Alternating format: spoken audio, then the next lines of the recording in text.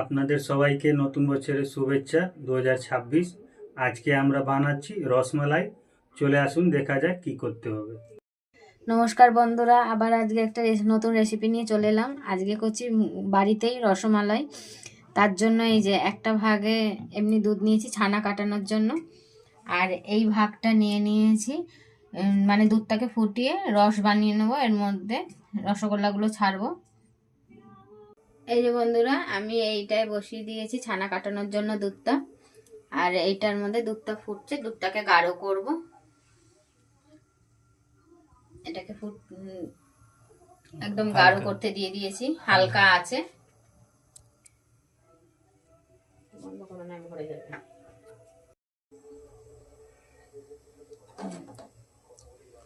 এই যে বন্ধুরা, দুধটা আমার ফুটে গাঢ় হয়ে গেছে। এবার আমি এটার মধ্যে ছানা কাটানো পাউডার দিয়ে দেবো আন্দাজ মতন। আমি দেখাচ্ছি কতটা দিতে হবে।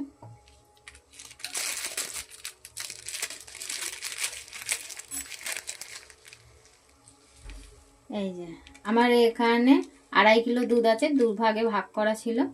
এটা মোটামুটি 1.5 কিলো দুধ আছে। এটার মধ্যে আমি এতটা পরিমাণে ছানা কাটানো পাউডার দিয়ে দিচ্ছি, মানে 1 চামচ, এই চামচে 1 চামচ মতন দিলাম।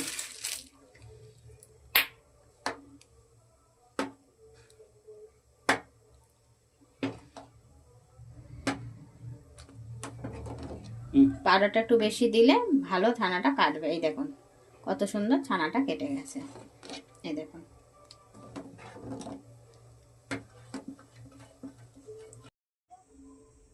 এই দেখুন বন্ধুরা, কত সুন্দর আমার ছানাটা কেটে গেছে।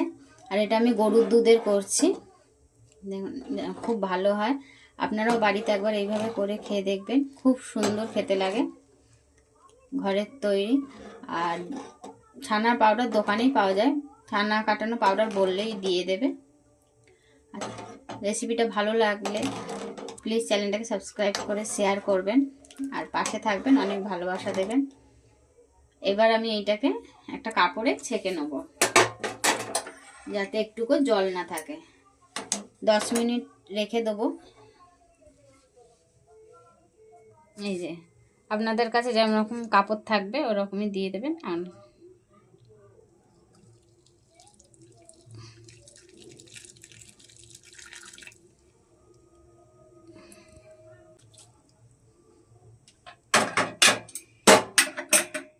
এই যে বন্ধুরা, এই দেখুন আমার এটা 1.5 কিলো দুধ আছে। 1.5 কিলো দুধে এইটুকুনি ছানা বেরিয়েছে। এবার এটাকে আমি ভালো করে মুড়ে তুলে রাখবো একটু। এই যে এইভাবে বেঁধে ঝুলিয়ে রাখবো, যাতে পুরো জলটা বেরিয়ে যায়।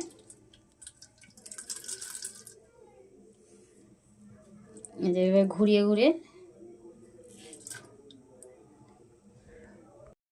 এই যে বন্ধুরা, আমার ছানাটা রেডি হয়ে গেছে। এই দেখুন, এবার ছানাটাকে আমি পুরো, একটুকু জল নেই ছানাটার মধ্যে, দেখুন। এবার ছানাটাকে মাখবো। এর মধ্যে কি কি দিচ্ছি দেখাবো। এই যে বন্ধুরা, এইভাবে দেখুন ভালো করে পিষতে হবে। এই যে এইভাবে করে নিতে হবে। এর মধ্যে সামান্য একটু বেকিং পাউডার দিয়ে দিচ্ছি, ভিতরটা যাতে নরম থাকে একদম। এই যে এইভাবে পুরো হাতের করে পুরো ঠেসে নিতে হবে। এই দেখুন, যাতে একটুকু দানা দানা না থাকে। আর একটা বাটিতে বন্ধুরা এই যে একটু জল দিয়ে নেবেন, অল্প একটুকুনি জল, অল্প একটু জল দিয়ে দেবেন। জলটা ফুটে এলে জল, আর এই যে এই দেখুন 1 বাটি মতন চিনি, এই যে এতটা মতন চিনি দিয়ে রসটা বানিয়ে নেবেন। এই যে একটু নাড়িয়ে নেবেন। রসটা একটু গাঢ় হয়ে এলে তখন ছানা বলগুলো আমি এর মধ্যে ছেড়ে দেবো। আর এটাও ফুটছে, এটাও হয়ে এসছে। এর মধ্যে আরও কয়েকটা জিনিস অ্যাড হবে, দেখতে থাকুন। এই যে এইভাবে ছোট্ট ছোট্ট করে বল করে নেবেন। এই যে এইরকমভাবে ছোট ছোট করে বল করবে।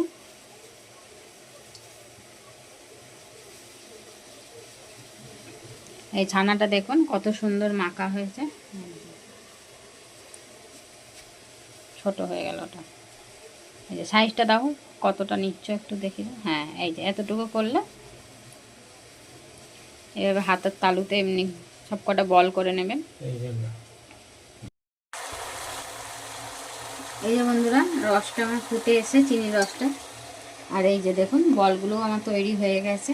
এই যে দেখুন, আপনারা অনেক সহজে এগুলো হচ্ছে। এই যে আমি এবার ছেড়ে দিচ্ছি একটা একটা করে। আর খুব সহজ পদ্ধতিতে এটা হচ্ছে, আপনারা এইভাবে একবার বাড়িতে করে খেয়ে দেখবেন। পুরো দোকানের মতন খেতে হবে। এগুলো চিনির রসে একটু ডুবিয়ে তারপরে ওর মধ্যে দেব।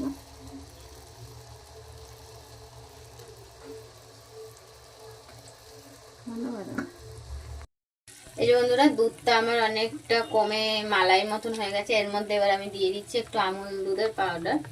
এই যে পাউডার দুধ দিয়ে দিচ্ছি 1 প্যাকেট।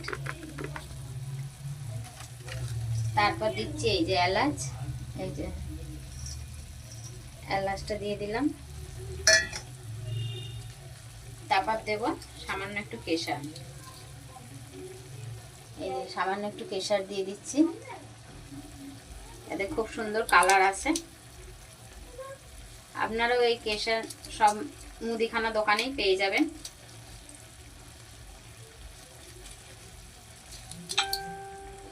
আর দিয়ে দিচ্ছি এই যে 1/2 বাটি মতন চিনি। এই যে এবার এইটা আমি গুলতে থাকবো।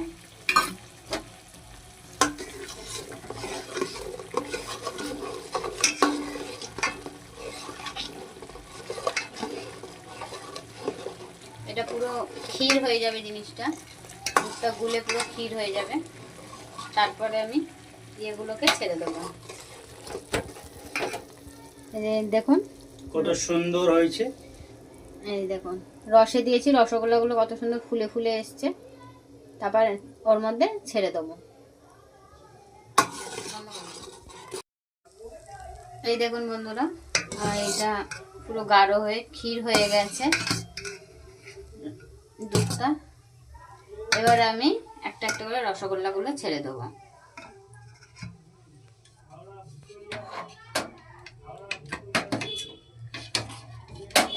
গরম নাকি? এই যে এবার আমি একটা একটা করে এর মধ্যে দিয়ে দিচ্ছি।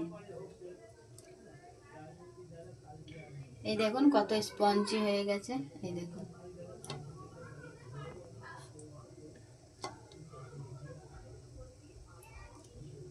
ঠিক আছে, বন্ধ করবো।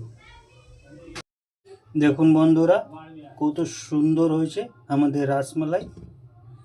দেখুন, জুসি। দেখুন কি সুন্দর হয়েছে।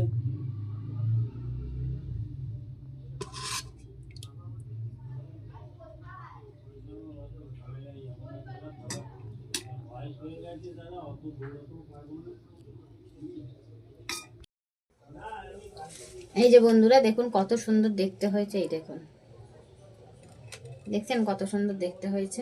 উপর থেকে একবার দেখুন, আর দেখুন কত সফট হয়েছে। এই দেখুন,